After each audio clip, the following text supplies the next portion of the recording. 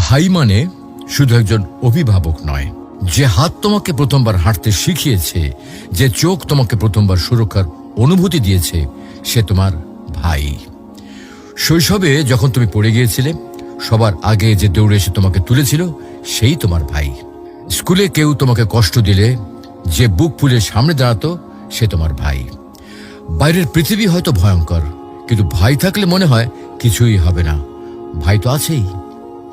ভাই কখনো প্রকাশ করে না, কিন্তু সে তোমার জন্য নিজের আনন্দ ত্যাগ করে, নিজের কষ্ট গোপন করে।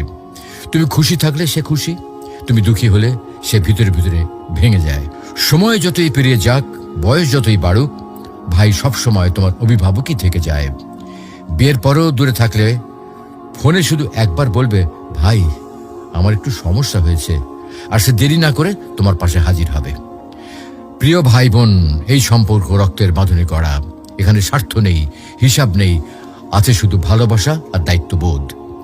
যতদিন ভাই বেঁচে আছে, ততদিন তোমার জীবনে একজন নীরব অভিভাবক রয়েছে, যে সব সময় তোমার পেছনে পাহাড় হয়ে দাঁড়িয়ে রয়েছে।